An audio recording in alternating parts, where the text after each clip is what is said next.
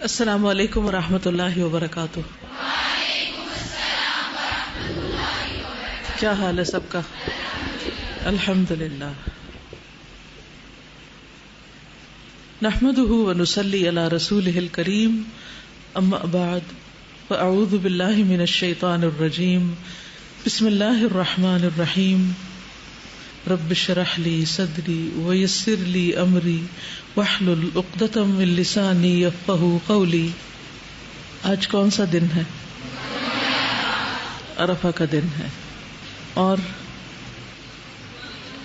جمعہ کا دن ہے جی، اور آپ روزے سے بھی ہیں الحمدللہ۔ عرفہ کے دن دعائیں قبول ہوتی، جمعہ کے دن کی کچھ گھڑیاں ایسی ہیں کہ جن میں دعائیں قبول ہوتی، اور روزہ دار کی دعا روزے کے دن قبول ہوتی۔ تو آج کا دن بہت خاص دن ہے، بہت اسپیشل دن ہے، اور اس کے ایک ایک لمحے کو بہت اچھی طرح اور بہت یکسوئی کے ساتھ، خشوع کے ساتھ اور عمدہ طریقے سے گزارنا چاہیے کہ ہمارا دھیان مکمل طور پر اللہ سبحانہ وتعالی کی طرف ہو۔ تو سب سے پہلے تلبیہ۔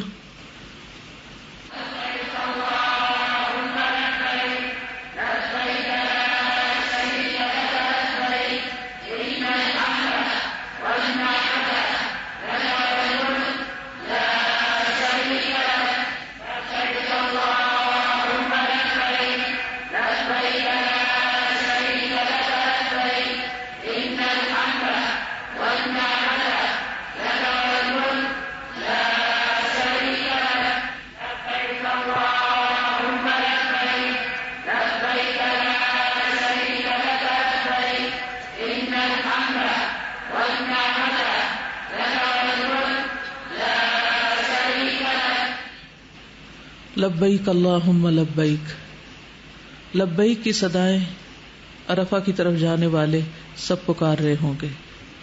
اللہ نے انہیں بلایا اور وہ اللہ کے حکم پر حاضر ہو گئے، اور اپنی زبان سے بھی اس حاضری کا اقرار کر رہے ہیں۔ اللہ سبحانہ وتعالی ہم سب کے نصیب میں بھی یہ لبیک کر دے، حقیقی لبیک، اور صرف یہ حج تک ہی محدود نہ ہو، بلکہ کوئی بھی نیکی کا کام ہو، کوئی بھی خیر و بھلائی کا کام ہو تو اس کی طرف ہم اسی طرح دوڑے لبیک کہتے ہوئے کہ اللہ آپ نے پکارا، آپ نے حکم دیا، میں حاضر ہوں، اور کسی بھی اچھے کام میں کبھی پیچھے نہ رہیں، کیونکہ یہ اللہ سبحانہ وتعالی ہی کی طرف سے دیا ہوا ایک موقع ہوتا ہے، ایک اپرچونٹی ہوتی ہے، اور اس سے بھرپور فائدہ اٹھانا چاہیے۔ عام طور پر نیکی کے کاموں میں شیطان وسوسے ڈالتا ہے، ہمارا نفس آڑے آتا ہے، بعض اوقات لوگوں کے غلط مشورے ہوتے ہیں، ماحول کا اثر ہوتا ہے، کبھی انسان کی طبیعت ناساز ہوتی ہے، تو بہت سی رکاوٹیں ہو جاتی ہیں کہ انسان وہ نہیں کر پاتا جو وہ کرنا چاہتا ہے۔ اس لیے جب اللہ سبحانہ وتعالیٰ نیکی کے سارے مواقع کو جمع کر دیں آپ کے لیے تو پھر دیر نہ کریں محض سستی کی وجہ سے۔ آج کا دن بہت اہم دن ہے۔ آج کے دن سب سے زیادہ لوگوں کی جہنم کی آگ سے نجات لکھی جاتی ہے، ان کے گناہوں کی بخشش ہوتی ہے۔ اللہ سبحانہ وتعالیٰ آسمان دنیا پر نزول فرماتے ہیں اور فرشتوں کو گواہ بنا کر کہتے ہیں کہ میں نے ان کو بخش دیا، دیکھو میرے یہ بندے کس مقصد کے لیے عرفہ میں اکٹھے ہوئے ہیں، یہ مجھ سے کیا چاہتے ہیں۔ اور چونکہ لوگ اپنے گناہوں کی بخشش کے لیے وہاں پر حاضر ہوتے ہیں تو اللہ سبحانہ وتعالیٰ ان کو بھی بخش دیتے ہیں۔ اس دن سال بھر میں تمام جتنے بھی دن ہیں ان سب سے زیادہ رحمتوں کا نزول ہوتا ہے، لیکن یہ صرف عرفہ والوں کے لیے ہی نہیں، ہم بھی اس میں شریک ہو سکتے ہیں اگر ہمارے دل بھی لبیک پکار رہے ہوں کہ اللہ کی اطاعت اور فرما برداری کے لیے ہم دل و جان سے راضی ہوں اور خوشی سے حاضر ہوں اور تیزی سے آگے بڑھنے والے ہوں۔ حج ایک بہترین موقع ہے جسے اللہ سبحانہ وتعالیٰ نے بندوں کی بخشش کا ذریعہ بنا دیا۔ استطاعت والوں پر فریضہ ہے، ایک فرض عبادت ہے، لیکن جو نہ جا سکے وہ اپنے دل کے اندر خواہش اور نیت اور ارادہ کرتے ہوئے اور شوق رکھتے ہوئے بھی اس کا اجر پا سکتے ہیں۔ کیونکہ جو شخص بھی مسلمان ہے، یعنی جس کے اندر بھی ایمان ہے، اس کے اندر لازمی طور پر یہ خواہش اور طلب ہے کہ وہ اللہ کے گھر کا دیدار کرے، کیونکہ اللہ سبحانہ وتعالی ہم سب کا محبوب ہے، اور محبوب کے گھر کا دیدار ایک بہت بڑی سعادت کی بات ہوتی ہے. تو اس لیے اس کا شوق ہم میں سے ہر ایک کے دل میں ہونا چاہیے. اللہ سبحانہ وتعالی نے سب سے پہلے وہ گھر بنایا جس کا طواف کیا جاتا ہے اور جس کی طرف حج کا ارادہ کیا جاتا ہے. سورۃ آل عمران آیت نمبر 96 اور 97 میں اللہ تعالیٰ فرماتے ہیں، پہلا گھر جو لوگوں کے لیے مقرر کیا گیا یقیناً وہی ہے جو مکہ میں ہے، یعنی مکہ میں، بہت بابرکت اور جہان والوں کے لیے ہدایت. اس میں کئی کھلی نشانیاں ہیں جن میں سے ایک مقام ابراہیم ہے. جو شخص اس گھر میں داخل ہوا وہ امن میں آ گیا، اور لوگوں پر اللہ کا یہ حق ہے کہ جو شخص اس گھر تک پہنچنے کی استطاعت رکھتا ہو وہ اس کا حج کرے، اور جو شخص اس حکم کا انکار کرے وہ خوب سمجھ لے کہ اللہ تعالیٰ تمام دنیا والوں سے بے نیاز ہے. تو گویا لوگ دو طرح کے ہیں، ایک وہ جو اللہ کے گھر جانے کا شوق رکھتے ہیں، اور دوسرے وہ جو اس کی طرف سے بے نیاز ہیں. تو جو اللہ کے گھر جانے کا شوق نہیں رکھتے اور جانے کا ارادہ نہیں کرتے اور اس کے لیے کوئی کوشش نہیں کرتے، محنت نہیں کرتے، تو اللہ سبحانہ وتعالی ایسے لوگوں سے بیزار ہے، بے نیاز ہے. اللہ کو اس کی کوئی ضرورت نہیں کہ وہ لوگ اس کے گھر میں آئے جنہیں آنے کا کوئی شوق نہیں. اللہ سبحانہ وتعالی نے ہم سب کے لیے ایک مرکزی مقام یہ رکھا کہ جس کی طرف رخ کر کے ہم سب عبادت کرتے ہیں، اور یہ ہمارے لیے ایک مسجد کی حیثیت بھی رکھتا ہے. ابو ذر رضی اللہ عنہ کہتے ہیں، میں نے عرض کیا، اے اللہ کے رسول صلی اللہ علیہ وسلم، زمین میں سب سے پہلی کون سی مسجد بنائی گئی؟ آپ نے فرمایا مسجد حرام. میں نے عرض کیا پھر اس کے بعد کون سی؟ آپ نے فرمایا مسجد اقصی. تو بیت اللہ شریف جس کی طرف حج کیا جاتا ہے، اس کو یہ سعادت بھی حاصل ہے کہ یہ اس زمین پر سب سے پہلا گھر ہے. گویا زمین پر اللہ سبحانہ وتعالی نے سب سے پہلے اپنا گھر بنوایا. اور ہمیں اس گھر کی طرف کیا نسبت کی گئی کہ ہمیں اس گھر کے ساتھ کیا معاملہ کرنا چاہیے؟ اس گھر کا شوق تو رکھنا چاہیے، لیکن اس کی عبادت نہیں کرنی چاہیے. عبادت اس گھر کے رب کی کرنی چاہیے، جیسا کہ سورۃ قریش میں فرمایا، بسم اللہ. وہ گھر امن والا ہے، وہاں پر کسی قسم کا خوف نہیں. وہاں پر انسان کی عبادت کا لطف کئی گنا زیادہ بڑھ جاتا ہے. اس لیے ہم سب کو اس کی طرف رخ کرتے ہوئے ہی امن اور اطمینان نصیب ہو جانا چاہیے، کیونکہ دن کے 24 گھنٹوں میں سے وہ گھنٹے جو ہم اللہ تعالیٰ کی عبادت میں گزارتے ہیں، اللہ سبحانہ تعالیٰ کے سامنے کھڑے ہوتے ہیں، اس گھر کی طرف رخ کرتے ہیں، تو اس وقت ہم سب سے زیادہ محفوظ ہوتے ہیں، کیونکہ اللہ اپنے بندے کے ساتھ ہوتا ہے جب تک بندہ اللہ کو یاد کرتا ہے، اللہ کا ذکر کرتا ہے. نماز کی حالت میں یا ہم قیام کی حالت میں ہوتے ہیں یا رکوع کی حالت میں ہوتے ہیں یا سجدے کی حالت میں ہوتے ہیں، اس حالت میں اگر انسان کی موت بھی آ جائے تو انسان کے لیے اس سے بڑی سعادت کی بات کیا ہو سکتی ہے. تو یہ وقت سب سے زیادہ امن کا اور اطمینان کا وقت ہوتا ہے. اس لیے اس وقت کی بھی، یعنی نماز کے وقت کی بھی قدر کرنی چاہیے، اور خوشی کے ساتھ اور پورے اطمینان اور سکون اور خشوع کے ساتھ اللہ تعالی کی طرف رغبت کرنی چاہیے. حضرت ابراہیم علیہ السلام نے اس گھر کے لیے خاص طور پر دعا کی تھی کہ اللہ لوگوں کے دل اس کی طرف مائل کر دے، اور آپ کی یہ دعا قبول ہو گئی. لہذا جس کے دل میں بھی ایمان ہوتا ہے، جس کے دل میں بھی اللہ کی محبت ہوتی ہے، وہ سب اس گھر کی طرف شوق رکھتے ہیں، اور اسی لیے خوشی خوشی جہاں کہیں بھی ہوتے ہیں قبلے کی پیروی کرتے ہیں. قرآن مجید میں سورۃ ابراہیم آیت 37 میں اللہ تعالیٰ فرماتے ہیں، ربنا انی اسکنت من ذریتی بواد غیر ذی زرع عند بیتک المحرم.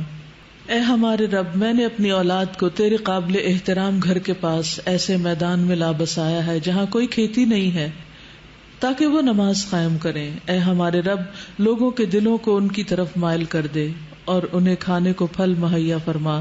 توقع ہے کہ یہ شکر گزار رہیں گے. تو گویا اس گھر سے محبت اور اس گھر کی تعمیر کا مقصد کیا ہے؟ نماز کا قیام. ہم سال میں ایک بار حج کر سکتے ہیں، لیکن دن میں 5 بار اس گھر کی طرف رخ کر کے نماز ادا کر سکتے ہیں.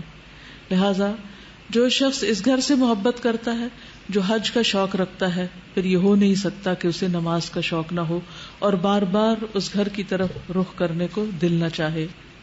لہذا آج کے اس دن میں، یہ دن جو ایک عہد اور میثاق کا دن ہے، جو اللہ سبحانہ وتعالی کی طرف رجوع کرنے کا دن ہے، دعائیں مانگنے کا دن ہے، اور اس عہد کی تجدید کرنے کا دن ہے کہ اے اللہ ہم تیری عبادت کریں گے.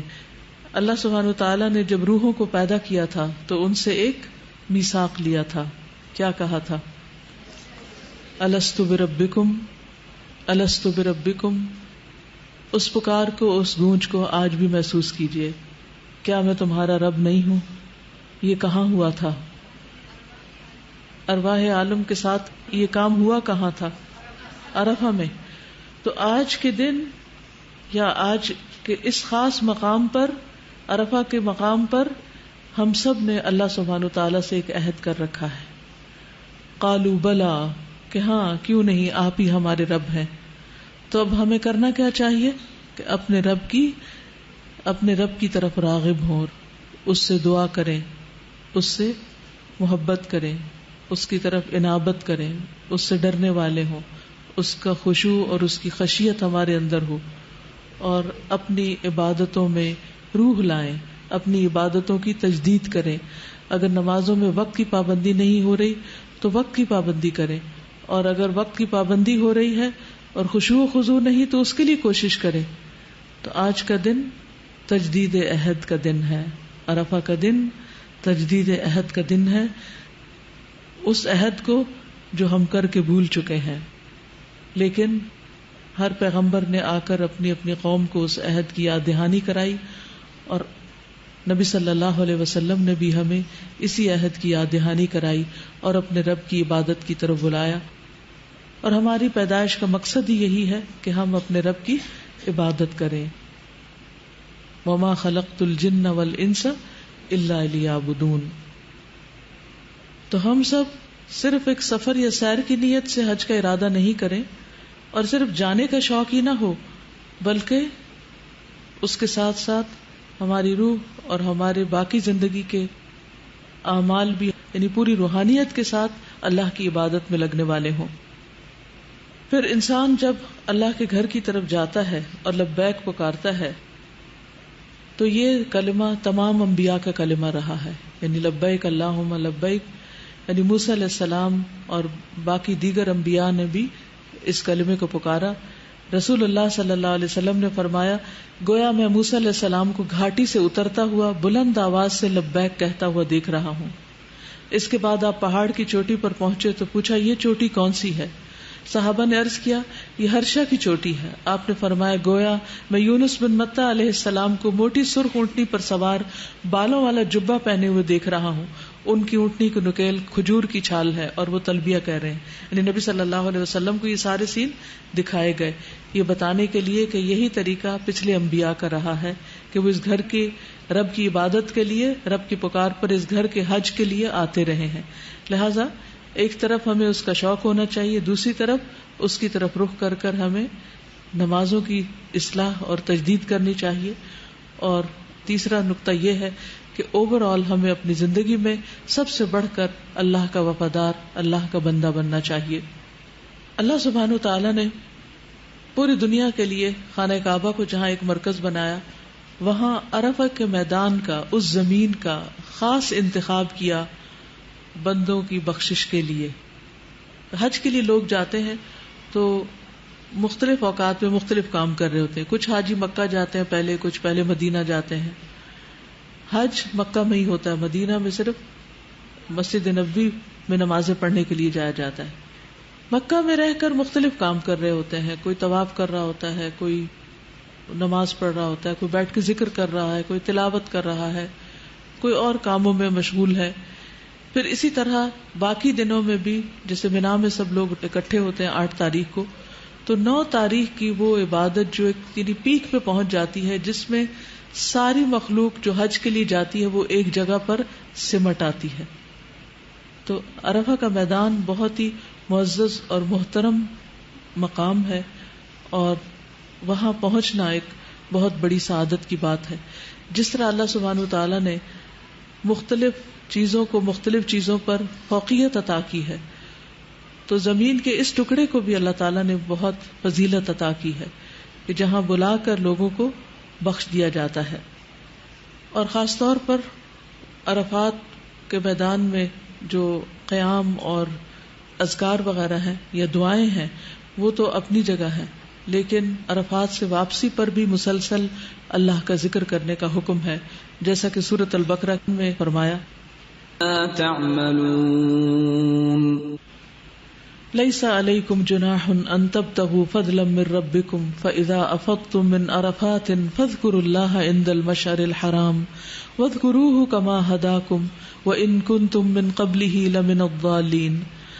اگر تم حج کے دوران اپنے رب کا فضل تلاش بھی کر لو تو کوئی مذائقہ نہیں، پھر جب تم عرفات سے واپس آؤ تو مشعر الحرام مزدلفہ پہنچ کر اس طرح اللہ کو یاد کرو جیسے اس نے تمہیں ہدایت کی، ورنہ اس سے پہلے تم راہ بھولے ہوئے تھے.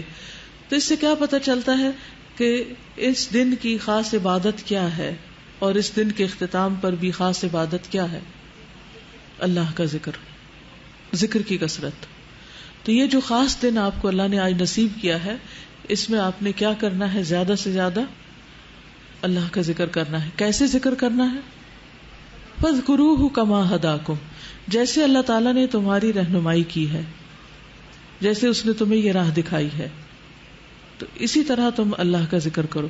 یعنی ذکر میں بھی من گھڑت طریقے اختیار نہیں کرنے، بلکہ جو پرسکرائبڈ طریقے ہیں، جو بتائے ہوئے ہیں، انہی کی پیروی کرنی ہے. تو عرفات کے میدان میں بھی جو دعا پڑھنی چاہیے وہ، اور جو لوگ عرفات نہیں پہنچے وہ بھی آج کے دن اسی خاص ذکر کا زیادہ سے زیادہ ورد کریں. سب سے پہلے عرفات کے میدان کی تھوڑی سی تاریخی حیثیت کے بارے میں چھوٹی سی بات کروں گی. کیا عرفات کا کوئی اور نام بھی ہے؟ کسی کو معلوم؟ جی شاباش، بارک اللہ فی علمک. عرفات کا ایک اور نام نعمان ہے. نعمان لوگ بچوں کا نام بھی رکھتے ہیں، ٹھیک ہے. نبی صلی اللہ علیہ وسلم نے فرمایا اللہ تعالیٰ نے آدم علیہ السلام کی پشت میں موجود تمام اولاد سے نعمان یعنی میدان عرفات میں عہد لیا تھا. تو یہ میدان دنیا میں آنے سے پہلے بھی تھا، اس اعتبار سے بھی خاص جگہ ہے، اور پھر حشر کے دن بھی، یعنی حشر میں بھی لوگ دوبارہ جمع ہوں گے. نبی صلی اللہ علیہ وسلم نے فرمایا اللہ تبارک و تعالی نے آدم علیہ السلام کی پشت میں موجود تمام اولاد آدم سے میدان عرفات میں عہد دیا تھا. یعنی اگر ہم آج وہاں نہیں ہیں تو دنیا میں آنے سے پہلے وہاں کا چکر لگا چکے ہیں، وہاں ہم سے عہد لیا گیا تھا. پھر اللہ تعالیٰ نے ان کی صلب سے ان کی ساری اولاد نکالی جو اس نے پیدا کرنا تھی، اور اسے اپنے سامنے چھوٹی چھوٹی چیونٹیوں کی شکل میں بکھیر دیا وہاں. پھر ان کی طرف متوجہ ہو کر ان سے کلام کیا. یعنی عہد کب لیا گیا تھا؟ جب ہم آدم کی پشت میں تھے. پھر کیا کیا گیا؟ چیونٹیوں کی شکل میں سب جس نے دنیا میں آنا ہے قیامت تک سب کو وہاں پھیلا دیا گیا. تبھی پورے آئے ہوں گے نا. اگر اصل سائز میں ہوتے تو پھر تو اس میدان میں سب پورے نہیں آ سکتے تھے. اور فرمایا الست بربکم قالوا بلا شہدنا ان تقولوا یوم القیامت انا کنا عن ھذا غافلین او تقولوا انما اشرک آباؤنا من قبل وکنا ذریۃ من بعدہم افتہلکنا بما فعل المبطلون. اللہ تعالیٰ نے فرمایا کیا میں تمہارا رب نہیں ہوں؟ انہوں نے کہا کیوں نہیں؟ یہ گواہی اس لیے لی ہے تاکہ تم قیامت کے دن یہ نہ کہہ سکو کہ ہم اس سے بے خبر تھے، یا تم یہ کہنے لگو کہ ہم سے پہلے ہمارے آباء و اجداد نے بھی شرک کیا تھا، ہم ان کے بعد انہی کی اولاد تھے، تو کیا تو ہمیں باطل پرستوں کے عمل کی وجہ سے ہلاک کرے گا؟ یعنی ہمارے ماں باپ مشرک تھے اس لیے ہم نے شرک کیا. تو اللہ تعالیٰ نے اس غلط فہمی کا ازالہ کر دیا کہ اصل میں انسانیت کی تخلیق کی بنیاد شرک پر نہیں رکھی گئی، توحید پر رکھی گئی ہے. آدم علیہ السلام نے شرک نہیں کیا. آدم علیہ السلام اور ان کی اولاد توحید پر قائم رہی. شرک کا آغاز تو نوح علیہ السلام کے وقت میں ہوا تھا. تو جو لوگ مشرکین ہیں اور وہ یہ کہتے ہیں کہ ہمارے والدین چونکہ مشرک ہیں اس لیے ہم آباء و اجداد کے دین پر ہیں تو یہی اصل دین ہے، تو یہ ان کی غلط فہمی ہے.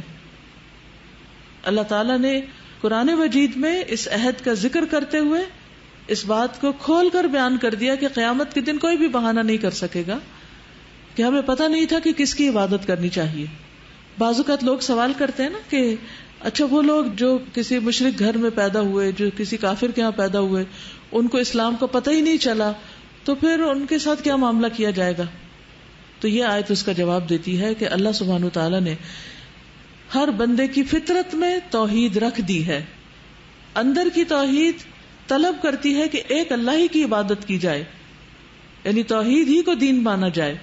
لیکن انسان کس بنا پر یہ نہیں کر پاتا اور شرک میں مبتلا ہو جاتا ہے؟ اس کے اسباب کیا ہیں؟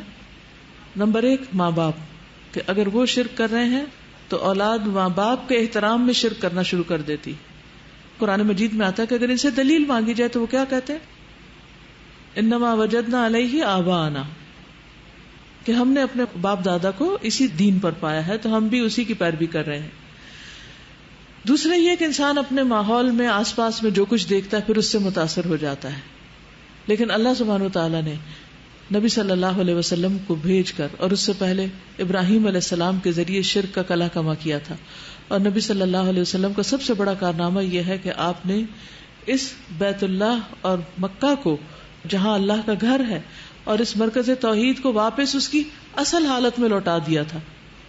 اور قیامت تک وہاں اللہ کے فضل سے اہل توحید ہی کا غلبہ رہے گا. اور آپ دیکھیے کہ آج کے میڈیا کے دور میں تو کچھ مشکل ہی نہیں یہ جاننے کی کہ مختلف لوگ کس کی عبادت کرتے ہیں. اور خانہ کعبہ کے 24 گھنٹے کا جو لائیو چینل ہے جس میں حرم کو ہر وقت دکھایا جاتا ہے اور اس میں قرآن مجید آ رہا ہوتا ہے اور اس کے اوپر ترجمہ بھی ساتھ ساتھ دیا جا رہا ہوتا ہے، دنیا میں کہیں بھی کوئی شخص اس کو دیکھ سکتا ہے. تو یہ ایک بہت بڑا میسج ہے، پیغام ہے پوری دنیا والوں کے لیے توحید کا. اور اس کے ساتھ ساتھ آپ کی امت، انبیاء کا سلسلہ ختم ہونے کے بعد اب یہ وعدہ، یہ میثاق کون یاد کرائے گا؟ امت محمد صلی اللہ علیہ وسلم. تو آپ کا فرض ہے، آپ کا کام ہے کہ زیادہ سے زیادہ لوگوں تک اللہ کا پیغام پہنچائیں اور لوگوں کو توحید پر لائیں. میدان عرفات ابراہیم علیہ السلام کی وراثت بھی ہے. یزید بن شعبان کہتے ہیں کہ ابن مربع انصاری ہمارے پاس آئے اور ہم عرفات میں ایسی جگہ اترے تھے جس کو امر امام سے دور خیال کرتے تھے. تو انہوں نے کہا کہ میں تمہاری طرف رسول اللہ صلی اللہ علیہ وسلم کا بھیجا ہوا قاصد ہوں. آپ صلی اللہ علیہ وسلم فرماتے ہیں کہ تم اپنی نشانیوں کی جگہ کھڑے رہو کیونکہ تم اپنے والد ابراہیم علیہ السلام کی وراثت میں سے ایک وراثت پر ہو. تو گویا عرفات کے میدان کو آپ نے کس کی وراثت قرار دیا؟ ابراہیم علیہ السلام کی. یاد رکھیے کہ جو عرفات کے میدان میں نہیں پہنچتا اس کا حج ہی نہیں ہوتا. رسول اللہ صلی اللہ علیہ وسلم نے ایک شخص کو حکم دیا اور اس نے پکار کر کہا کہ حج تو عرفات کا دن ہے. جو شخص مزدلفہ کی رات میں فجر کی نماز سے پہلے پہلے یہاں آ گیا اس کا حج پورا ہو گیا. پھر آپ دیکھیے کہ اس خاص دن میں جو لوگ عرفات میں جاتے ہیں، حج کرتے ہیں، ان کے لیے نمازوں کے اوقات بھی بدل دیے جاتے ہیں. حدیث میں آتا ہے کہ رسول اللہ صلی اللہ علیہ وسلم عرفات اور مزدلفہ کے علاوہ ہمیشہ نماز اس کے وقت پر ادا کرتے تھے. نماز اس کے وقت پر ادا کرتے تھے. عرفات میں ظہر اور عصر کو ملایا جاتا ہے. سورج کا زوال ہوتے ہی دونوں نمازیں اکٹھی پڑھی جاتی ہیں، خواہ امام کے پیچھے پڑھی جائیں یا خود الگ سے پڑھی جائیں. اور اسی طرح مزدلفہ میں کیا کیا جاتا ہے، چاہے آپ رات 10 بجے وہاں پہنچے، مغرب اور عشاء کو ملا کر پڑھا جاتا ہے. اور اس کی خلاف ورزی کرنا جو ہے وہ سنت کی خلاف ورزی میں شمار ہوتا ہے، جو کہ گناہ ہوگا. لیکن جو شخص یہ چاہتا ہے کہ وہ اللہ سبحانہ وتعالیٰ کی اطاعت کرے تو اسے اس معاملے میں نبی صلی اللہ علیہ وسلم کی پیروی کرنی چاہیے. اس میدان میں آخرت کو یاد کرنا چاہیے. ابن عباس فرماتے ہیں کہ رسول اللہ صلی اللہ علیہ وسلم نے عرفات میں خطبہ دیا. پس جب آپ صلی اللہ علیہ وسلم نے کہا لبیک اللہم لبیک تو فرمایا انما الخیر خیر الاخرہ کہ بے شک خیر تو صرف آخرت کی خیر ہے. گویا عرفات کا میدان ہمیں حشر کی یاد دلاتا ہے کیونکہ بیک وقت کسی میدان میں اتنے لاکھوں لوگ اللہ کا ذکر کرتے ہوئے اکٹھے ہوں اور پھر زوال کے بعد وقوف کر رہے ہوں. یہ منظر اس جگہ کے علاوہ دنیا میں کہیں بھی دیکھنے کو نہیں ملتا. تو یہ جگہ، یہ وقت، یہ لوگ اور جو کچھ وہ کر رہے ہوتے ہیں، یہ سب کچھ بہت خاص ہوتا ہے. اور اس وقت یاد کرنے کی چیز اور جو سبق لے کر لوٹنا چاہیے، اور ہم دیکھنے والوں کو یا امیجن کرنے والوں کو جو بات سوچنی چاہیے یا جو خیال ہمارے ذہن پر غالب رہنا چاہیے وہ آخرت کا خیال ہے کہ اسی طرح ایک دن ہم قیامت کے دن بھی سب لوگ یہاں اکٹھے ہوں گے. دنیا میں آنے سے پہلے بھی یہاں اکٹھے ہوئے، حج کے موقع پر بھی اکٹھے ہوئے، اور پھر مرنے کے بعد جب قیامت قائم ہوگی تو پھر یہاں اکٹھے ہوں گے. آپ دیکھیے کہ ہم روز سنتے ہیں آج فلاں فوت ہو گیا، آج فلاں فوت ہو گیا. اکثر یہ خبریں سننے کو ملتی، اور پچھلے چند دنوں میں تو کچھ زیادہ ہی ملی. تو بہت کچھ قریبی جاننے والے دنیا سے رخصت ہو گئے. تو جو ہی مجھے کسی کی بھی وفات کی اطلاع ملی، سب سے پہلے اس کی بخشش کی دعا تو کی ہی، لیکن سب سے پہلے جو خیال مجھے آیا وہ یہ کہ اب وہ واپس نہیں پلٹ سکتے، واپسی کا کوئی راستہ نہیں. اب وہ اپنے لیے دعا نہیں کر سکتے، اب وہ عرفہ کا دن نہیں پا سکتے، اب وہ رمضان کا مہینہ نہیں پا سکتے، اب وہ تراویح اور قیام نہیں کر سکتے، اب وہ قرآن کی تلاوت نہیں کر سکتے، اب وہ ذکر نہیں کر سکتے، وہ اپنے لیے اور کسی کے لیے کوئی دعائیں نہیں مانگ سکتے. اب ان کے لیے کچھ پلٹنا نہیں، اب ان کے لیے آگے کا سفر ہے، آگے کا سفر اور انتہائی بے بسی اور ساری آزادی کا چھننا. اگر دنیا میں وقتی طور پر بھی کسی کو جیل میں جانا پڑے اور اس کی آزادی چھن جائے تو اس کی کیفیت کا کیا عالم ہوگا. کہاں یہ کہ ہم میں سے جب کوئی قبر میں جائے گا تو پھر اس کی آزادی کا کیا عالم ہوگا اور اس کی حسرتوں کا کیا عالم ہوگا. آج ہمارے پاس وقت ہے، آج ہم جمعے کو بھی انجوائے کر رہے ہیں، روزے کو بھی انجوائے کر رہے ہیں، عرفہ کے دن کو بھی انجوائے کر رہے ہیں، اور آج کے دن ہم جو چاہیں مانگ لیں. لیکن پھر بھی ہم کتنی سستی کرتے ہیں اور ہمارے منہ سے دعا نہیں نکلتی اپنے لیے، اپنی آخرت کے لیے، اپنی موت کے لیے، اپنی جنت کے لیے، اپنے آسان حساب کتاب کے لیے، اپنی زندگی بھر کی کوتاہیوں کی معافی کے لیے. آج کے دن میں اللہ سبحانہ وتعالیٰ عرفات والوں پر متوجہ ہے، وہ اپنی مخلوق کے ایک حصے پر متوجہ ہے. آپ بھی اس کی توجہ حاصل کیجیے، آپ بھی اس کی رحمت کو پکاریے، اور آپ بھی اپنے لیے خوب خوب دعائیں کیجیے کہ اللہ تعالیٰ تو ہمیں بھی بخش دے اور ہماری آخرت کی منزلوں کو آسان کر دے. ابن عمر رضی اللہ عنہ سے مروی ہے، ایک مرتبہ میدان عرفات میں وہ وقوف کیے ہوئے تھے. انہوں نے سورج کو دیکھا جو غروب کے لیے ڈھال کی طرح لٹک آیا تھا، یعنی بالکل نیچے آ گیا تھا، بالکل ڈھال کی شکل میں دکھائی دے رہا تھا. اسے دیکھ کر رونے لگے اور خوب روئے، ڈوبتے سورج کو دیکھ کر بہت روئے. ان کے پاس ایک آدمی نے پوچھا جو ایک ان کے پاس ہی موجود تھا، اے ابو عبد الرحمن، آپ کے ساتھ مجھے کئی مرتبہ وقوف کا موقع ملا ہے، اس میدان میں ہم اکٹھے حاضر ہوئے ہیں، کھڑے ہوئے ہیں، لیکن کبھی آپ نے ایسا نہیں کیا. انہوں نے فرمایا کہ مجھے رسول اللہ صلی اللہ علیہ وسلم کی یاد آ گئی، اور وہ بھی میری اسی جگہ پر وقوف کیے ہوئے تھے جہاں میں کھڑا ہوں، آپ یہیں کھڑے تھے. یاد رکھیے عبداللہ بن عمر رضی اللہ تعالیٰ عنہ کو یہ سعادت حاصل ہے کہ وہ ہر کام میں بہت کلوزلی نبی صلی اللہ علیہ وسلم کو واچ کرتے تھے اور ان کی اتباع کرتے تھے. اس جگہ کھڑے ہونے کو بھی سعادت سمجھتے تھے جہاں نبی صلی اللہ علیہ وسلم کھڑے ہوئے. تو انہوں نے حدیث روایت کی کہ نبی صلی اللہ علیہ وسلم نے فرمایا، لوگو تمہاری دنیا کی جتنی زندگی گزر چکی ہے اس کے بقیہ حصے کی نسبت صرف اتنی ہی ہے.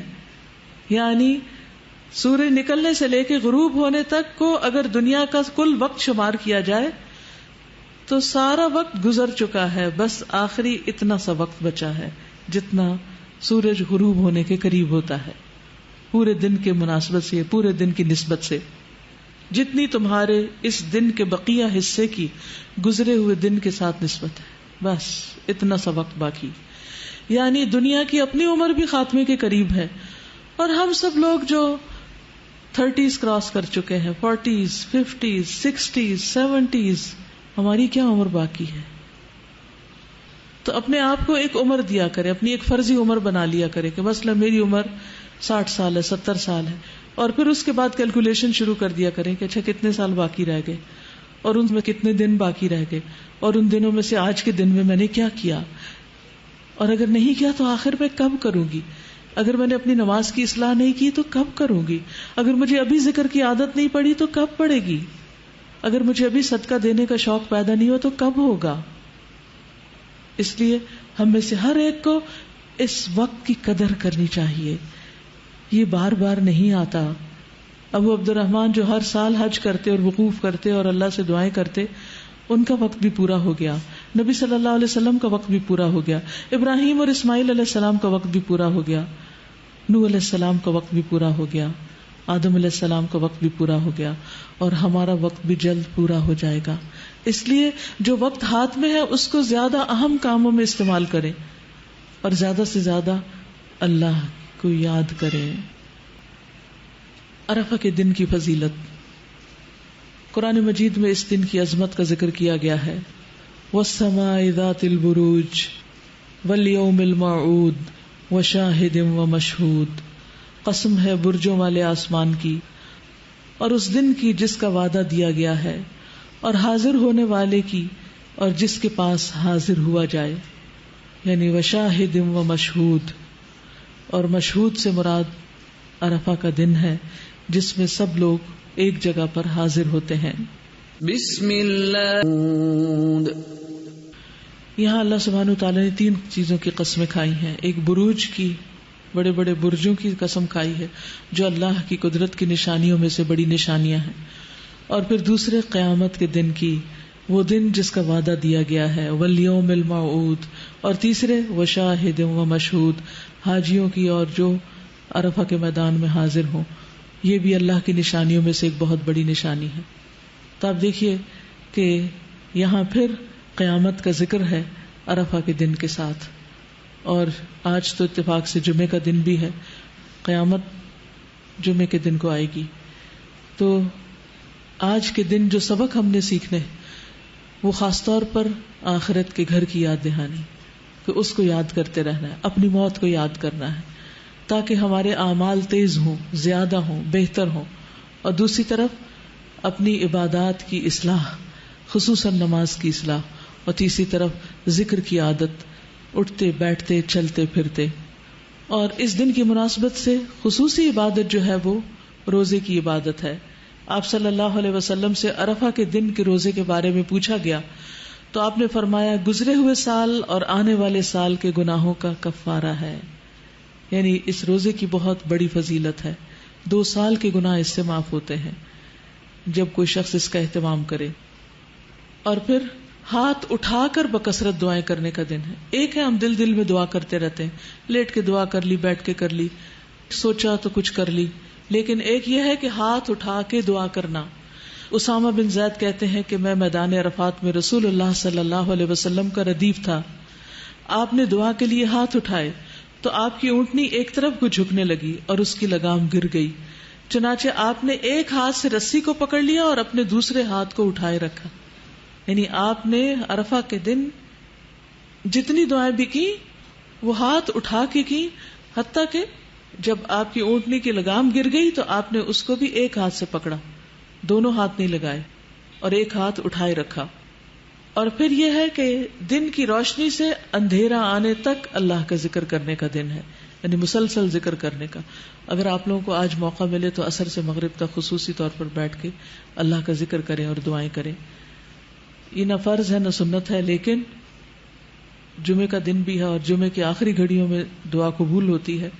تو اگر اللہ تعالیٰ موقع دے، توفیق دے، وقت ملے تو باقی کاموں پر اس کام کو اہمیت دیں. نبی صلی اللہ علیہ وسلم قصواء پر سوار ہو گئے، حتیٰ کہ مقام وقوف پر تشریف لائے. اپنی اونٹنی قصواء کا پیٹ پتھروں کی طرف کر دیا، یعنی وہی رکے رہے، یعنی پہاڑوں کی طرف منہ کر لیا، اور جبل المشات کو جو ریت کا بڑا ٹیلا تھا اپنے سامنے کیا، قبلہ رخ ہوئے اور پھر وہیں رکے رہے حتیٰ کہ سورج غروب ہو گیا. اتنی دیر تک دعائیں کی اور ٹکیا کے غائب ہو جانے کے بعد کچھ زردی بھی ختم ہو گئی تو پھر آپ اس جگہ سے ہلے. یعنی اتنی طویل دعائیں کی تھی آپ نے. اگر ہم بغیر کتابیں کھولے دعائیں کرنے لگے تو کیا اتنی دعائیں ہیں ہمارے پاس؟ ہماری تو دعاؤں کا کوٹا تھوڑی دیر میں ہی ختم ہو جاتا ہے. ہم پھر سوچتے ہیں اچھا آپ اور کیا مانگے اور کیا کہیں. تو اس لیے جو کچھ بھی آپ کی طلب ہے، تمنا ہے، زندگی میں جو مسائل ہیں، جو چیزیں آپ چاہتے ہیں، ان سب کو بھی آپ نوٹ ڈاؤن کر سکتے ہیں. اور اس کے ساتھ ساتھ جو قرآنی اور مسنون دعائیں ہیں، یا ایاک نستعین کے آخر میں ہے، یا میری دعا میں دعائیں ہیں، یا دعا کیجیے میں دعائیں ہیں، ان سب جگہوں سے اور اس کے علاوہ بھی اگر آپ کو معلوم ہے تو جو مسنون اذکار ہیں وہ آپ کر سکتے ہیں. نبی صلی اللہ علیہ وسلم نے فرمایا، اللہ عز و جل عرفہ کی شام اہل عرفہ کے ذریعے اپنے فرشتوں کے سامنے فخر فرماتا ہے اور کہتا ہے کہ میرے ان بندوں کو دیکھو جو میرے پاس پراگندہ حال اور غبار آلود ہوئے ہیں. وہ بندے تو وہاں چلے گئے اس بڑے میدان میں، لیکن کچھ بندے جو نہیں جا سکے اپنی مجبوریوں کی وجہ سے، کئی رکاوٹوں کی وجہ سے، کئی پابندیوں کی وجہ سے، تو وہ بھی اللہ سبحانہ وتعالیٰ کی طرف متوجہ ہو کر اللہ کی رحمت کو متوجہ کر سکتے ہیں. فاذکرونی اذکرکم. رسول اللہ صلی اللہ علیہ وسلم نے فرمایا، عرفہ کے دن کے سوا کوئی اور دن ایسا نہیں جس میں اللہ کثرت سے بندوں کو آگ سے آزاد نہ کرے. یعنی جس میں اللہ تعالیٰ کثرت سے بندوں کو آگ سے آزاد کرتا ہو، وہ سب سے بڑا دن کون سا ہے؟ عرفہ کا دن. اور یہ کہ وہ قریب ہوتا ہے، پھر فرشتوں کے سامنے ان حاجیوں کی وجہ سے فخر کرتا ہے اور فرشتوں سے پوچھتا ہے کہ یہ لوگ کیا چاہتے ہیں. یعنی اس دن میں خاص طور پر اللہ سبحانہ وتعالیٰ بہت قریب ہوتے ہیں. ویسے بھی اللہ تعالیٰ قریب ہوتے ہیں، لیکن وَإِنَّهُ لَيَدْنُو، یعنی یہ احساس دلانے کے لیے کہ میں تم سے بہت قریب ہوں، تو مجھ سے مانگو. ویسے اللہ تعالیٰ نے قرآن مجید میں فرما دی جب بھی بندہ پکارے اللہ تعالیٰ قریب ہے، پکار سنتا ہے. لیکن اس دن کی خاص بات ہے کہ وہ اور زیادہ قریب ہے. پھر اس دن میں اللہ تعالیٰ کی طرف سے مغفرت کے ساتھ ساتھ کمیوں کو پورا کرنے کی ضمانت کا دن ہے. یہ انس بن مالک بیان کرتے ہیں کہ نبی صلی اللہ علیہ وسلم نے عرفات میں وقوف کیا اور سورج لوٹنے کے قریب تھا، یعنی غروب ہونے کے. پس آپ نے فرمایا، اے بلال میرے لیے لوگوں کو خاموش کراؤ. چنانچہ بلال رضی اللہ عنہ نے کھڑے ہو کر کہا، رسول اللہ صلی اللہ علیہ وسلم کے لیے خاموش ہو جاؤ. بس لوگ خاموش ہو گئے. آپ نے فرمایا، اے لوگوں کے گروہ، ابھی جبرائیل علیہ السلام میرے پاس آئے اور میرے رب کی طرف سے انہوں نے مجھے سلام کہا اور کہا کہ اللہ عز و جل نے عرفات والوں اور مشعر والوں کی مغفرت کر دی، یعنی مزدلفہ والوں کی بخشش کر دی ہے اور ان کی کمیوں کو پورا کرنے کی ذمہ داری لے لی ہے. بس عمر بن خطاب نے کھڑے ہو کر عرض کیا، اے اللہ کے رسول، کیا یہ ہمارے لیے خاص ہے؟ آپ نے فرمایا، یہ تمہارے لیے بھی ہے اور جو تمہارے بعد آئیں قیامت تک ان کے لیے بھی خاص ہے. اور اگر اس وقت کوئی یہ پوچھ لیتا کہ جو لوگ تڑپنے کے باوجود نہیں پہنچ سکتے، کیا ان کا بھی اس میں کوئی حصہ ہے، تو مجھے پوری امید اور یقین ہے کہ نبی صلی اللہ علیہ وسلم ان کے لیے نہ فرماتے. تو اللہ سے اچھا گمان رکھیے اور دور ہوتے ہوئے اس میدان سے دل سے قریب رکھیے اور دعائیں کرتے رہیے. یہ دن اللہ کی رضا اور جنت پانے کا دن ہے. صحیح ترغیب و ترہیب میں آتا ہے، اور تمہارا عرفات میں وقوف کرنا تو اللہ عز و جل فرشتوں سے فرماتا ہے، اے میرے فرشتوں، میرے یہ بندے کس لیے آئے ہیں؟ وہ کہتے ہیں تیری رضامندی اور جنت طلب کرنے آئے ہیں. پھر اللہ تعالیٰ فرماتا ہے، میں اپنے نفس اور مخلوقات کو گواہ بنا کر کہتا ہوں کہ میں نے ان کو بخش دیا، اگرچہ ان کے گناہ زمانے کے دنوں کی گنتی کے برابر ہوں. یعنی جب سے دنیا بنی ہے آج تک جتنے بھی دن گزر چکے ہیں، اتنے گناہ بھی ہو تعداد میں، نمبر میں تو بھی، یا باریک ریت کے ذروں کے برابر ہی کیوں نہ ہو، تو ان کے گناہ معاف کر دوں گا. یعنی جو لوگ حج کے لیے گئے ہوئے ہیں. نبی صلی اللہ علیہ وسلم نے فرمایا، تمہارا دوپہر کے بعد عرفات میں کھڑے ہونا تو اللہ تعالیٰ آسمان دنیا پر نازل ہوتا ہے اور فرشتوں سے تم پر فخر کرتا ہے. فرماتا ہے، میرے بندے میرے پاس کھلے اور گہرے راستے سے پراگندہ حالت میں آئے جو میری جنت کے امیدوار ہیں. پس اگر تمہارے گناہ ریت کے ذروں یا بارش کے قطروں یا سمندر کی جھاگ برابر بھی ہوں تو میں انہیں بخش دوں گا. میرے بندو لوٹ جاؤ، تم بخشے بخشائے ہو، اور ان کی بھی مغفرت ہے جن کی تم نے سفارش کی، یعنی جن کے لیے تم دعائیں کرو گے ان کو بھی بخش دوں گا. تو گویا حاجیوں کی دعائیں قبول ہوتی ہیں، وہ جن کے لیے بخشش کی دعائیں کریں ان کی بھی بخشش ہو جاتی ہے. تو سچے دل سے دعا بھی مانگے اور نیت کریں کہ اللہ تعالیٰ آئندہ سال ہم سب کو حج پہ لے جائے. پوری دنیا کی دولت انسان قربان کر دے تو یہ جگہ نہیں پا سکتا، یہ جگہ آسانی سے نہیں ملتی. دنیا میں آپ دیکھیے چھوٹی چھوٹی جگہ لینے کے لیے ہم کتنی ایفرٹ کرتے ہیں، ہمیں آگے جگہ مل جائے، ہمیں کرسی اپنی پسند کی مل جائے. خاص طور پر جو لوگ میچز وغیرہ دیکھتے ہیں یا کہیں ڈرامے دیکھ رہے ہوتے ہیں یا اپنی پسند کی کوئی چیزیں، تو اس وقت وہ کتنا زیادہ کانشیس ہوتے ہیں اپنی سیٹنگ کے بارے میں. بعض لوگ ہزاروں روپے خرچ کر کے اچھی جگہ اپنی سیٹ بک کراتے ہیں. تو سوچئے عرفات کے میدان کی سیٹ بکنگ کے لیے اگر کچھ خرچ کرنا پڑے تاکہ سارے گناہ معاف ہو جائیں تو اس سے بڑا کامیاب سودا اور کیا ہو سکتا ہے. تکبیرات. اللہ اکبر اللہ اکبر لا الہ الا اللہ اللہ اکبر اللہ اکبر وللہ الحمد اللہ اکبر کبیرا والحمد للہ کثیرا وسبحان اللہ بکرة وأصیلا.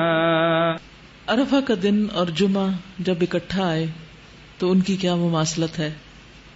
قرآن مجید کی آیت جو ہے وشاہد و مشہود، اس کا ایک معنی یہ بھی کیا گیا ہے کہ شاہد سے مراد جمعہ کا دن ہے اور مشہود سے مراد عرفہ کا دن ہے. اور جمعہ کے دن کو اللہ نے ہمارے لیے ذخیرہ کیا ہے. یہ صحیح الجامع کی روایت ہے کہ شاہد جمعہ کا دن اور مشہود عرفہ کا دن. سورۃ البروج کی آیت وشاہد و مشہود آیت نمبر 3. اس دن جب عرفہ اور جمعہ اکٹھا ہوا تھا تو دین کی تکمیل ہوئی تھی. یعنی عرفہ کا دن اپنی جگہ، جمعہ کا دن اپنی جگہ اہمیت کا حامل، لیکن جب سونے پہ سہاگا ہو جائے اور ایک دن کے ساتھ دوسرا بھی ساتھ شامل ہو جائے، 2 in 1 ہو جائے، اور بھی زیادہ اہمیت ہو جاتی ہے. عمر بن خطاب سے روایت ہے کہ ایک یہودی نے ان سے کہا، اے امیر المؤمنین، تمہاری کتاب میں ایک آیت ہے جسے تم پڑھتے ہو، اگر وہ ہم یہود پر نازل ہوتی تو ہم اس کے نزول کے دن کو عید بنا لیتے. آپ نے پوچھا وہ کون سی آیت ہے؟ اس نے جواب دیا، الیوم اکملت لکم دینکم واتممت علیکم نعمتی ورضیت لکم الاسلام دینا. آج میں نے تمہارے لیے تمہارے دین کو مکمل کر دیا اور اپنی نعمت تم پر تمام کر دی. یعنی سب سے بڑی نعمت مل گئی کہ پورا دین ہمیں ملا اور تمہارے لیے دین اسلام کو پسند کیا. عمر رضی اللہ عنہ نے فرمایا کہ ہم اس دن اور اس مقام کو خوب جانتے ہیں. جب یہ آیت رسول اللہ صلی اللہ علیہ وسلم پر نازل ہوئی اس وقت آپ عرفات میں جمعہ کے دن کھڑے ہوئے تھے. حضرت عمر نے کیا کہا کہ میں اس دن کو خوب جانتا ہوں جب یہ آیت نازل ہوئی تھی. کہاں نازل ہوئی تھی؟ عرفات کے دن جو جمعہ کا دن تھا. اور یہ دن کئی سالوں بعد آتا ہے. مجھے اچھی طرح یاد ہے کہ آخری تعلیم القرآن جس کی میں نے تکمیل کی تھی وہ جمعہ کا دن بھی تھا، عرفہ کا دن بھی تھا، تکمیل کا دن بھی تھا، اور اس کے ساتھ ساتھ یعنی روزہ بھی تھا. اور جس وقت تکمیل ہو رہی تھی اس وقت بالکل دن کا آخری حصہ تھا، یعنی دعا ہو رہی تھی اور اس وقت ساتھ تکمیل ہو رہی تھی اور ساتھ افطار ہو گئی تھی. تو اور اس میں کچھ بھی پلان نہیں کیا تھا، یعنی جب کورس شروع ہوا تھا دور پار بھی خیال نہیں تھا، حتیٰ کہ آخری مہینے کے آخری ہفتے میں بھی یہ خیال نہیں آیا کہ یہ سب کچھ اللہ تعالیٰ اکٹھا کر دیں گے. تو یہ سب کچھ جب اکٹھا ہو گیا تو پھر واقعی دل سے اللہ کا شکر ادا کیا، کیونکہ انسان چاہے بھی تو اپنی مرضی سے ان چیزوں کو اکٹھا نہیں کر سکتا کہ اس کے قرآن کی تکمیل بھی ہو، لوگ بھی جمع ہوں، اجتماعی دعا بھی ہو رہی ہو، اور پھر روزے سے بھی ہو انسان، اور اس کے ساتھ ساتھ جمعہ بھی ہو اور عرفہ بھی ہو. تو یہ اللہ سبحانہ وتعالیٰ کی بہت بڑی نعمتوں میں سے ایک نعمت ہوتی ہے. اور اللہ تعالی ہمیں ان نعمتوں پر شکر گزار بنائے اور ہمیں بار بار ایسے مواقع عطا کرے. اس کے بعد میں سمجھتی ہوں کہ آج مجھے بہت زیادہ خوشی ہے کہ یہ 2 دن اکٹھے ہوئے اور آپ کے ساتھ میں یہاں اکٹھی ہوں، اور جمعے کے دن میں جمعہ پڑھنے سے تھوڑی دیر پہلے ہم سب اس مجلس میں عرفہ کے دن کی یاد تازہ کر رہے ہیں اور عہد میثاق کو بھی زندہ کر رہے ہیں. سچ بتائیے کہ آج کے دن آپ میں سے کس کس کو عہد میثاق یاد آیا تھا کہ آج کے دن ہم نے میثاق کیا تھا؟ ایک شخص. عموماً ہم عرفہ کے دن کو ہم میثاق کا دن نہیں سمجھتے، ہمیں یاد نہیں آتا. تو میثاق کے دن ہم نے ایک عہد کیا تھا، تو آج کا دن پھر کیا ہوا؟ عہد کی تجدید کا دن.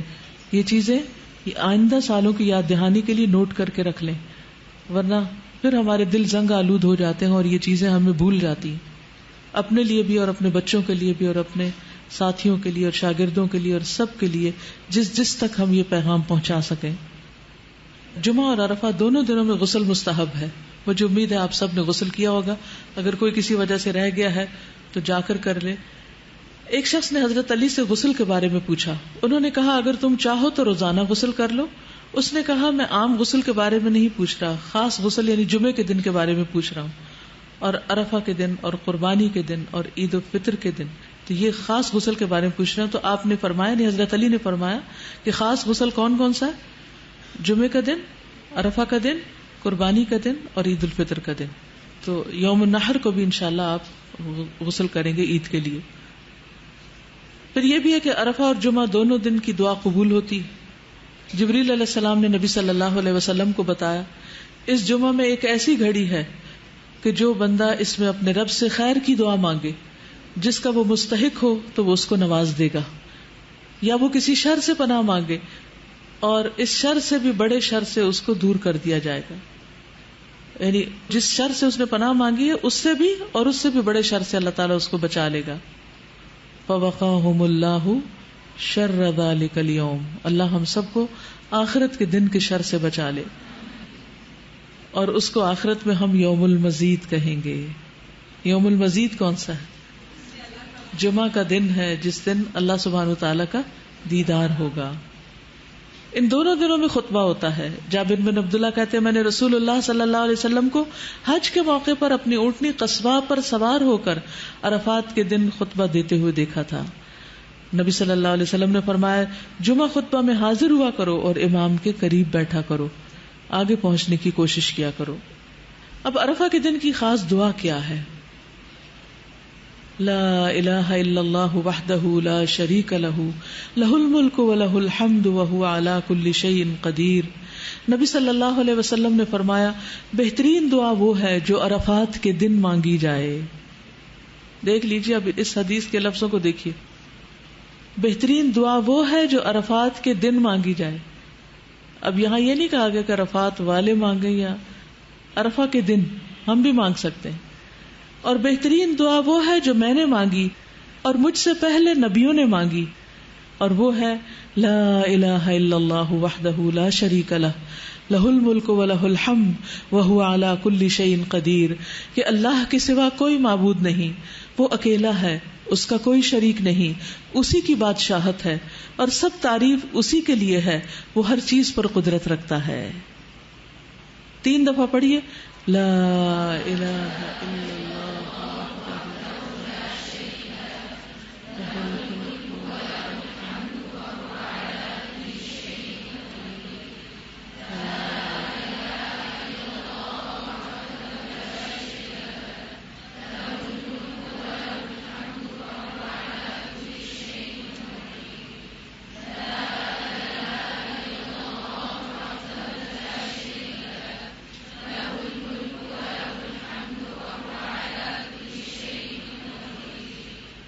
نبی صلی اللہ علیہ وسلم نے فرمایا جو شخص رات کو بیدار ہو کر یہ دعا پڑھے لا الہ الا اللہ وحدہ لا شریک لہ لہ الملک ولہ الحمد وہو علی کل شیء قدیر الحمد للہ وسبحان اللہ ولا الہ الا اللہ واللہ اکبر ولا حول ولا قوۃ الا باللہ. پھر یہ پڑھے اللہم اغفر لی، یا کوئی اور دعا کرے تو اس کی دعا قبول ہوتی. پھر اگر وہ وضو کرے اور نماز پڑھے تو نماز قبول ہو جاتی. اچھا، یہ تہجد کے وقت پڑھنے والی دعا اور عرفہ کے دن پڑھنے والی دعا دونوں میں کیا مناسبت ہے؟ کوئی مناسبت بتائیے.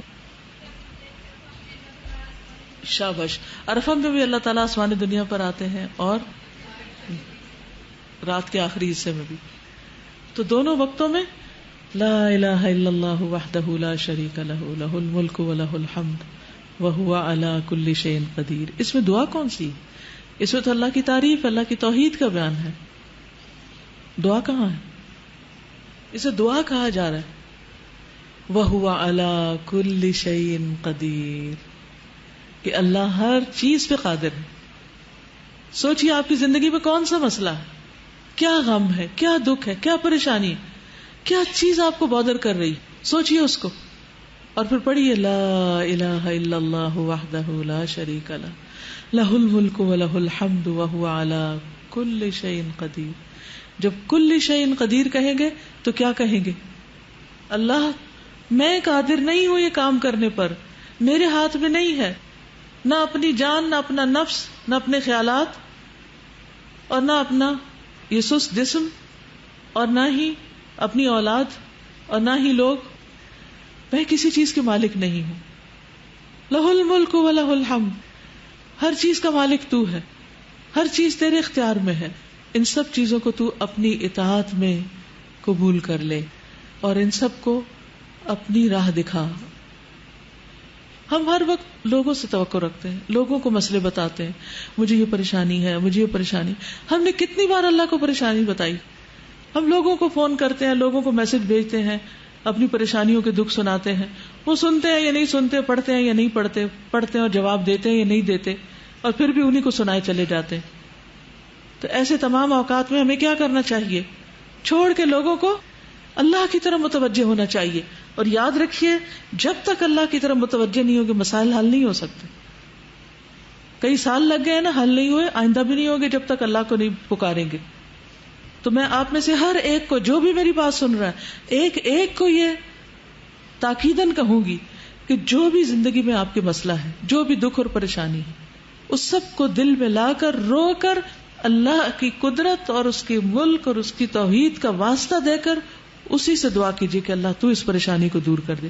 پھر آپ دیکھیں مسئلے کتنی جلدی حل ہوتے ہیں. بندے کسی چیز پہ قادر نہیں ہے، جو قادر ہے اس کو پکاریے. اور میں ہمیشہ سوچتی ہوں اللہ تعالیٰ اس کو کیا سوچتا ہوگا، کیا کہتا ہوگا کہ کام تو میں کر سکتا ہوں اور بتا یہ لوگوں کو راہ ہے جو کسی چیز پہ قادر نہیں. سب کچھ تو میرے اختیار میں ہے اور دیکھ یہ لوگوں کی طرف راہ ہے. یہ تو ایسے ہی ہے نا جیسے ہمیں سخت پیاس لگی ہو اور جس شخص کے ہاتھ میں پانی کا گلاس ہو اس کو اگنور کر کے دوسروں کو کہیں پانی پلا دو، پانی پلا دو، جن کے ہاتھ میں پانی ہے ہی نہیں. بتائیے بندوں کے ہاتھ میں کیا ہے؟ کچھ بھی تو نہیں. پھر کیوں نہیں ہم اللہ کی طرف راغب ہوتے؟ کیوں نہیں اس کی طرف توجہ کرتے؟ تو آج آپ نے کثرت سے جو ذکر کرنا ہے اور جو دعا بار بار پڑھتے رہنا ہے وہ یہی دعا ہے. اور اس کو سامنے رکھ کے 3 دفعہ پڑھا، 5 دفعہ پڑھا، 7 دفعہ پڑھا، پھر اس کے بعد جو دل میں دکھ ہے، غم ہے، پریشانی، پھر اس کا ذکر کیا. اللہ میرا یہ دکھ دور کر دے، اللہ میری یہ ضرورت پوری کر دے، اللہ میری پریشانی دور کر دے. پھر آپ دیکھیں گے کہ کیسے مسائل حل ہوتے ہیں. ایک بار پڑھنے سے بھی اگر دعا قبول ہوتی ہے تو بار بار پڑھنے سے کتنی بار قبول ہوگی اور کتنی زیادہ قبول ہوگی. رسول اللہ صلی اللہ علیہ وسلم نے فرمایا جو شخص صبح کے وقت یہ کہہ لے لا الہ الا اللہ وحدہ لا شریک لہ لہ الملک ولہ الحمد وہو علی کل شیء قدیر، تو اسے اولاد اسماعیل میں سے ایک غلام آزاد کرنے کا ثواب ملے گا. گویا صبح صبح صدقہ کر دیا آپ نے اور اس کے لیے 10 نیکیاں لکھی جائیں گی اور اس سے 10 غلطیاں مٹا دی جائیں گی اور اس کے 10 درجات بلند کیے جائیں گے اور شام تک وہ شیطان سے حفاظت میں رہے گا. اور اگر شام کو کہہ لے تو صبح تک اس کے لیے یہی کچھ ہے. تو ویسے تو عادت بنا لینی چاہیے 33 دفعہ سبحان اللہ، 33 دفعہ الحمدللہ، 33 دفعہ اللہ اکبر اور 34ویں بار لا الہ الا اللہ وحدہ لا شریک لہ لہ الملک ولہ الحمد وہو علی کل شیء قدیر. اور جو 10 بار پڑھے اس نے گویا 4 غلام آزاد کیے. پھر اسی طرح جو 10 بار یہ پڑھے جس میں بیدہ الخیر یحیی ویمیت کے الفاظ بھی شامل کر دیے گئے ہیں، تو جو یہ پڑھتا ہے اس کے لیے 10 نیکیاں لکھی جاتی ہیں، 10 گناہ معاف ہوتے ہیں، 10 درجات بلند ہوتے ہیں۔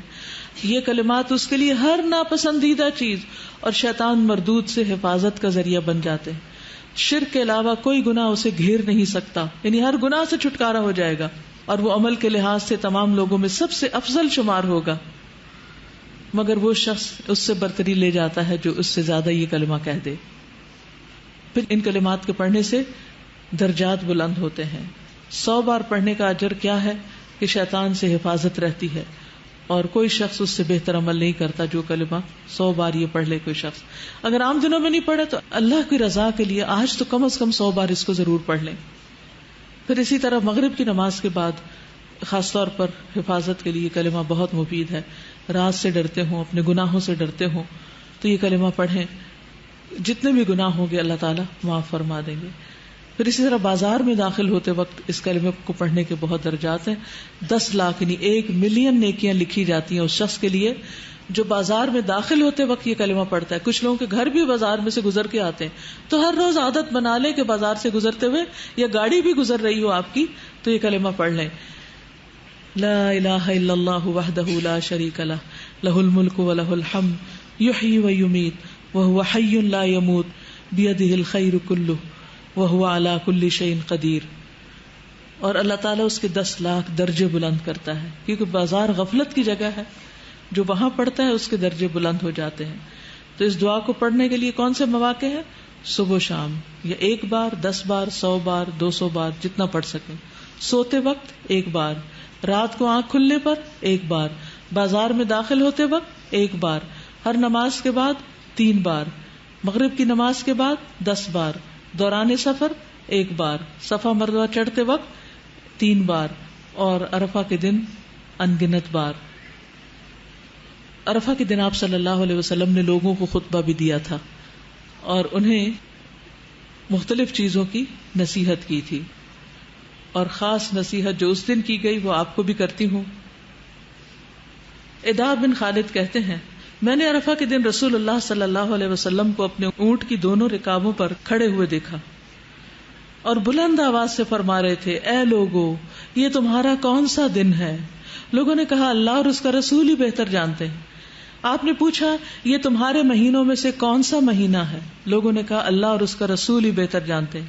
آپ نے پوچھا، تمہارے شہروں میں سے یہ کون سا شہر ہے؟ لوگوں نے کہا، اللہ اور اس کا رسول ہی بہتر جانتے ہیں۔ آپ نے فرمایا، تمہارا آج کا دن حرمت والا دن ہے، تمہارا مہینہ بھی حرمت والا مہینہ ہے، تمہارا یہ شہر بھی حرمت والا شہر ہے۔ یاد رکھو، بے شک تمہارا خون اور مال ایک دوسرے کے لیے اسی طرح حرمت والے ہیں جیسا تمہارے اس دن کی، اس مہینے اور اس شہر میں حرمت ہے، یہاں تک کہ تم اپنے رب تبارک و تعالی سے جا ملو، پھر وہ تم سے تمہارے اعمال کے متعلق سوال کرے گا۔ پھر نبی صلی اللہ علیہ وسلم نے آسمان کی طرف ہاتھ اٹھا کر کئی بار فرمایا، اے اللہ تو ان پہ گواہ رہنا، اے اللہ تو ان پہ گواہ رہنا۔ آپ نے کئی بار ذکر کیا، میں نہیں جانتا آپ نے کتنی بار یہ بات دہرائی، میں گن نہ سکا کہ اللہ تو ان پر گواہ رہنا۔ یوم مشہود ہے یہ، جس دن لوگوں کو گواہ بنایا گیا اس بات پر کہ آپ نے پیغام پہنچا دیا۔ آپ نے اس دن جاہلیت کی رسموں کا خاتمہ کیا اور آپس کے حقوق کے بارے میں بتایا کہ کس کا کس پر کیا حق ہے۔ اس دن سود کا خاتمہ کیا گیا تھا، عورتوں کو ان کے حقوق دلوائے گئے تھے۔ آپ نے فرمایا، عورتوں کے بارے میں اللہ سے ڈرو، اور پھر اسی طرح گمراہی سے بچنے کا حل بتایا تھا کہ میں تم میں 2 چیزیں چھوڑ کے جا رہا ہوں، جو مضبوطی سے پکڑے گا ان کو وہ کبھی گمراہ نہیں ہوگا۔ کون سی 2 چیزیں؟ قرآن اور سنت۔ پھر اسی طرح آپ نے دین کے غلبے کا تذکرہ کیا، یعنی عرفات کے موقع پر۔ پھر امیر کی اطاعت کی تلقین کی۔ آپ نے فرمایا، خواہ تم پر کسی کن کٹے حبشی غلام کو بھی مقرر کر دیا جائے جو تمہیں اللہ کی کتاب کے مطابق احکام جاری کرے تو تم اس کی بات سنو اور اطاعت کرو۔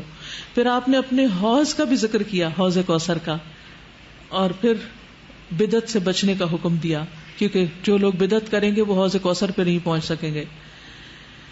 پھر اسی طرح آپ نے ہر سال قربانی کرنے کی تلقین فرمائی، اور پھر آپ نے سب کے لیے دعائیں مغفرت کی، اللہم اغفر لنا، اللہم اغفر لنا، اللہم اغفر لنا۔ تو آپ بھی سب کے لیے دعا کیجئے کہ اللہ ہم سب کو بخش دے۔ حارث بن عمر بیان کرتے کہ میں نبی صلی اللہ علیہ وسلم کے پاس آیا، آپ مینا یا عرفات میں تھے، لوگ آپ کے گرد گھوم رہے تھے، یعنی آپ کے قریب تھے، اور آپ کا چہرہ دیکھتے تو کہتے یہ مبارک چہرہ ہے۔ میں نے عرض کیا اللہ کے رسول صلی اللہ علیہ وسلم میرے لیے بخشش کی دعا فرمائیے۔ آپ نے فرمایا اللہم اغفر لنا۔ میں گھوم کر پھر آیا، پھر عرض کی اے اللہ کے رسول میرے لیے بخشش کی دعا کیجیے۔ آپ نے پھر فرمایا اللہم اغفر لنا۔ میں گھوم کر پھر واپس آپ کے پاس حاضر ہوا، عرض کیا یا رسول اللہ میرے لیے بخشش کی دعا کیجیے۔ آپ نے فرمایا اللہم اغفر لنا۔ تو جب بھی کوئی آپ سے کہے کہ میرے لیے بخشش کی دعا کیجیے تو آپ بھی یہی دعا کیجیے۔ تو گویا یہ دن ایک بہت مبارک دن ہے، یہ گھڑیاں بہت مبارک گھڑیاں ہیں، اس لیے ان کی قدر کیجیے اور ان میں اپنے رب کو خوب خوب یاد کیجیے۔ اس نیت سے پھر ایک دفعہ لبیک سنتے ہیں اور پڑھتے ہیں کہ اللہ تعالی ہمیں بھی پھر اپنے گھر میں بلائے۔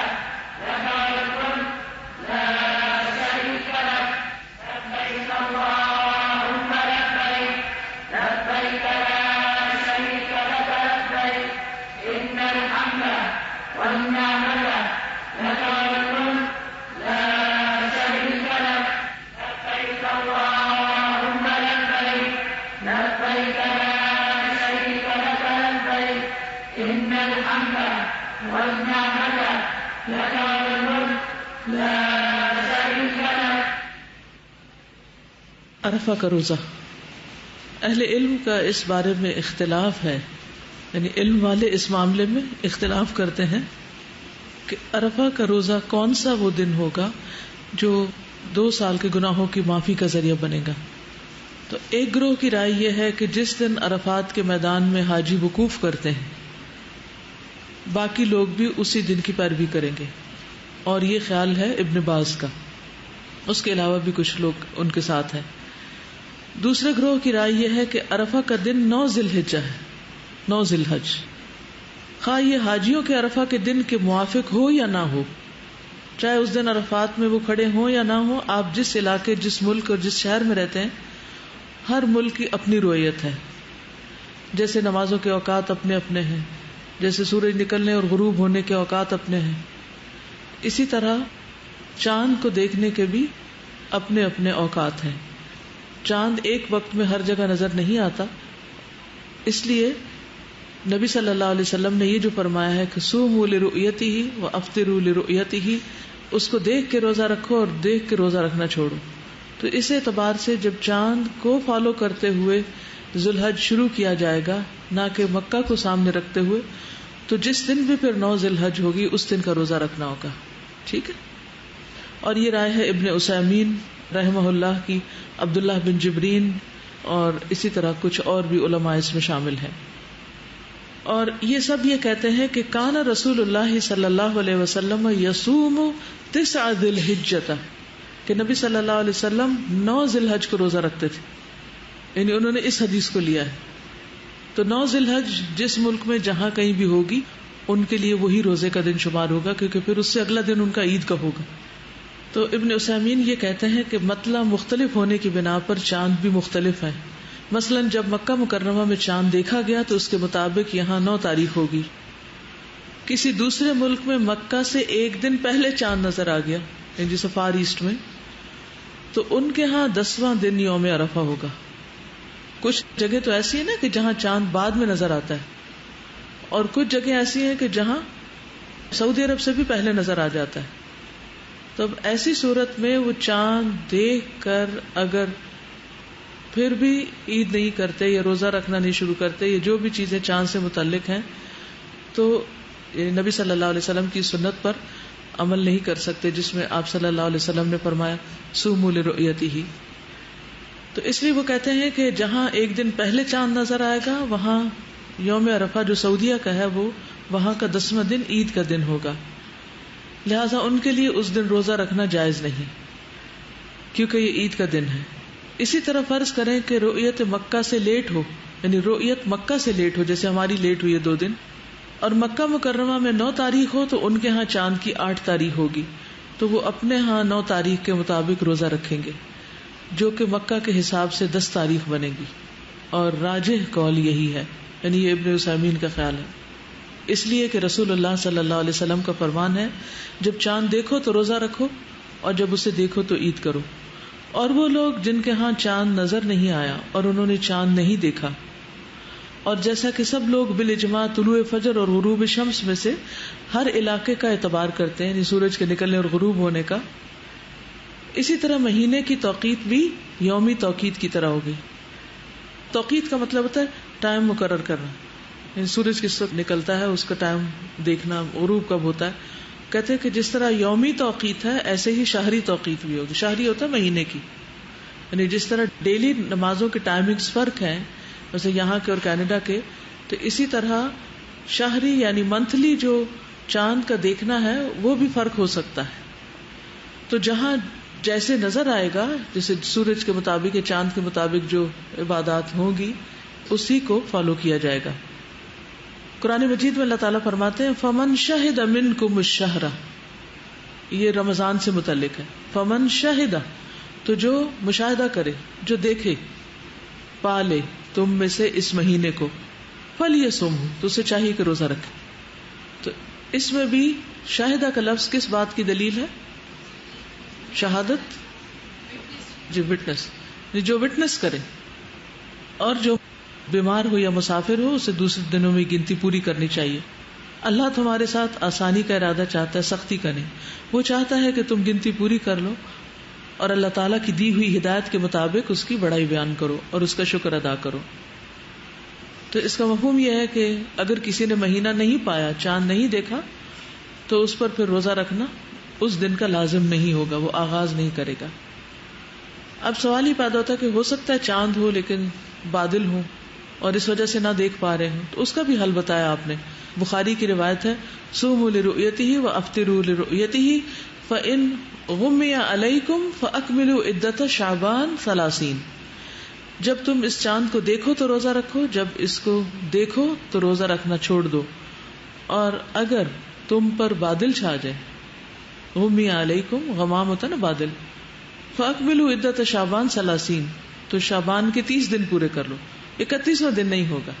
ٹھیک ہے.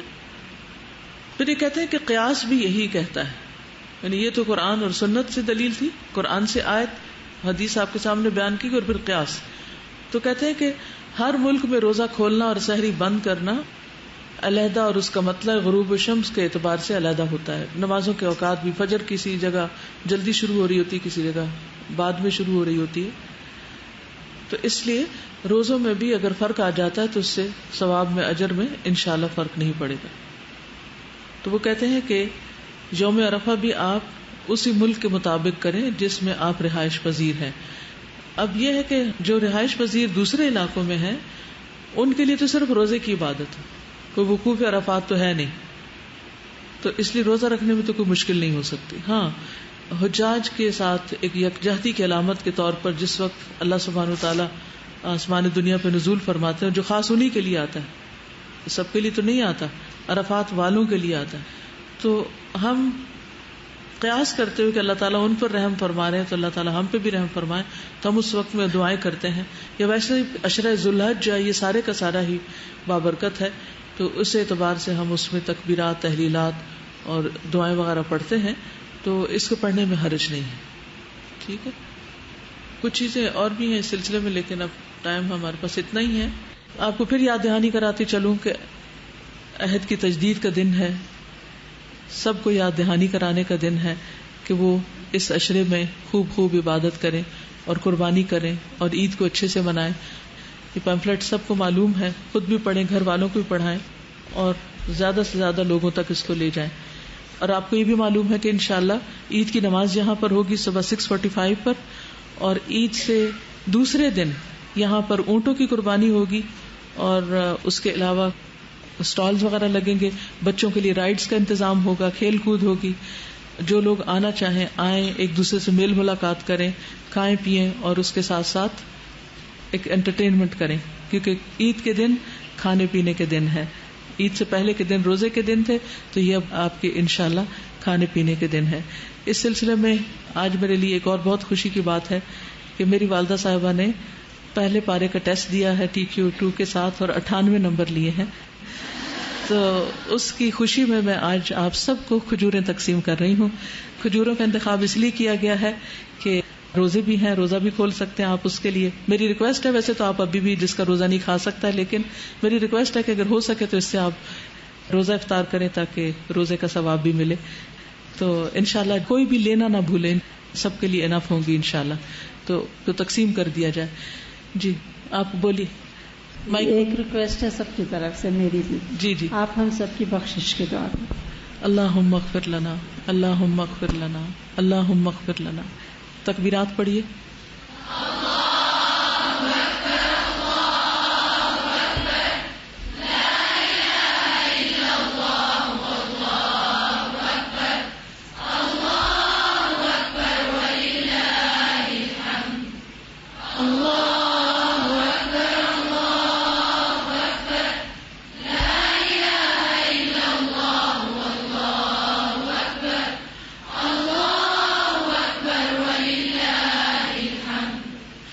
ایک دوسری بات یہ کہ آج انشاءاللہ فقہ القلوب کی کلاس ہوگی 2 بجے, تو یعنی آپ اپنے اسکیڈول میں رکھیے.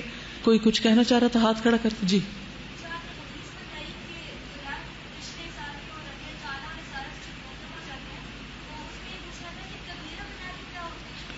حدیث میں تو اس کی وضاحت نہیں آتی, لیکن عام طور پر ایسے فضائل کی جتنی بھی چیزیں ہیں ان کا تعلق صغیرہ گناہوں سے ہوتا ہے. کبیرہ گناہوں میں تو کچھ پر حدود ہیں اور کچھ کا کفارہ دینا ہوتا ہے اور کچھ کے لیے سچی توبہ ضروری ہوتی ہے, شرط ہوتی ہے. ایسا کرتے ہیں ہم مجلس برخاست کرتے ہیں اور ساتھ ساتھ آپ کو تکبیریں لگا دیتے ہیں. لا الہ الا اللہ وحدہ لا شریک لہ لگائیے اور اپنا ذکر اپنا شروع کر دیجئے, کیونکہ جمعے کی تیاری بھی آپ کو کرنی ہوگی. جزاکم اللہ خیرن. اللہ تعالی ہمیں عمل کرنے والا بنائے. سبحانک اللہم و بحمدک اشہد ان لا الہ الا انت استغفرک و اتوب الیک. السلام علیکم و رحمۃ اللہ وبرکاتہ.